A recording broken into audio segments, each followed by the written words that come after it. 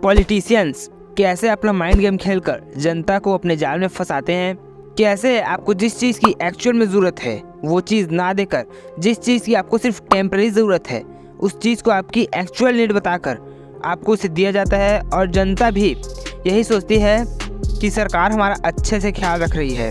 सरकार कैसे ये सारा खेल खेलती है, राजनेता कैसे ये करते हैं, ये सब कुछ एक्सप्लेन करने के लिए मैं आपको एक कहानी सुनाता हूँ। एक राज्य में एक अंधा भिखारी रहता था। वह जन्मजात अंधा नहीं था, किसी कारणवश उसकी आंखों की रोशनी चली गई थी। उसकी हालत बहुत ख़राब थी। पूरे राज्य में उसके जैसी खराब हालत किसी की भी नहीं थी। तो फिर एक दिन राजा को उस अंधे भिखारी के बारे में पता चला। तो फिर राजा ने उस भिखारी को अपने महल में बुलाया और अपने राज्य वैद्य को दिखाया। तो फिर राज्य वैद्य ने राजा से कहा कि यह जन्मजात अंधा नहीं है, इसका इलाज कराने पर यह ठीक हो सकता है। तो फिर राजा ने कहा कि इसका इलाज कराया जाए। इसके इलाज में जितना भी खर्चा आएगा सारा पैसा राज को उससे दिया जाएगा, यानी कि सारा पैसा हम उठाएंगे।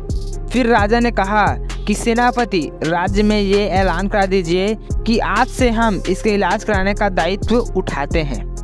तो फिर वही के मंत्री ने कहा कि महाराज, इसका इलाज कराने से बेहतर है कि आप जीवन भर इसके रहने खाने की पूरी व्यवस्था, इसकी पूरी जिम्मेदारी आप ले लीजिए।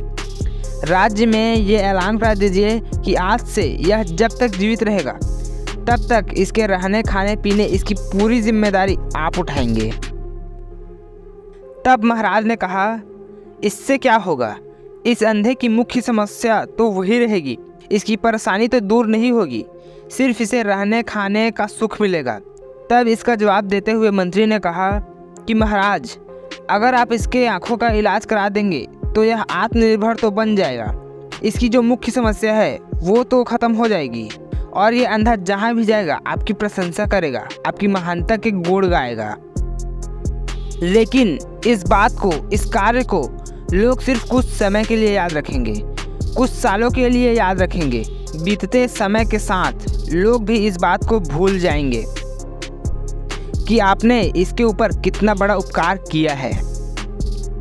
लेकिन अगर आप इसके आंखों का इलाज ना कराकर इसके रहने खाने की पूरी जिम्मेदारी लेंगे तो ये अंधा जहाँ भी जाएगा आपके गुण गाएगा, आपकी महानता की प्रशंसा करेगा। यह जब तक जीवित रहेगा तब तक आपके गुण गाएगा और इस बात को आपकी प्रजा सालों साल तक याद रखेगी और इससे आपकी एक महान छवि उभरेगी।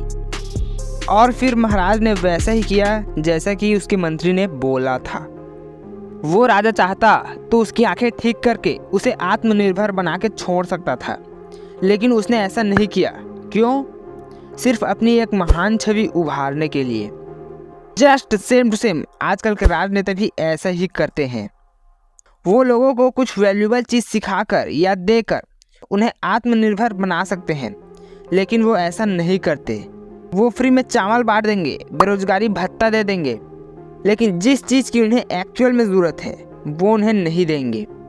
वो ठीक वैसा ही करते हैं जैसा कि कहानी में राजा ने किया था। फ्री में चावल बांट देना, बेरोजगारी भत्ता दे देना, गैस सिलेंडर की कीमत कम कर देना, महिलाओं के खाते में सालाना 12,000 रुपये देना, और इन्हीं सब का लालच देते हैं। और आजकल के राजनेता इसे ही अपनी सबसे बड़ी उपलब्धि समझते हैं। ये सब देने के बजाय सरकार को कुछ ऐसी वैल्यूएबल चीज़ देनी चाहिए, कोई ऐसी चीज़ सिखानी चाहिए जिसे सीखकर लोग आत्मनिर्भर बन सके, उन्हें फ्री की चीज़ की आदत ही ना लगे। उनके अंदर आत्मनिर्भरता ऐसी होनी चाहिए कि जो सरकार फ्री में दे रही है उसे जनता अपने पैसों से ही खरीद सके, तभी देश आगे बढ़ेगा, गरीबी दूर होगी। फ्री में कोई चीज़ बांटने से गरीबी दूर नहीं होगी, सिर्फ गरीबों को उस फ्री की आदत लग जाएगी जो कि उन्हें फ्री में मिल रही है।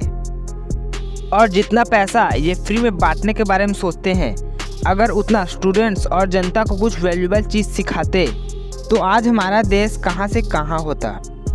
और सोचने की बात तो ये है कि यहाँ की जनता भी इसके बारे में नहीं सोचती कि क्या सही है क्या गलत, कुछ भी नहीं।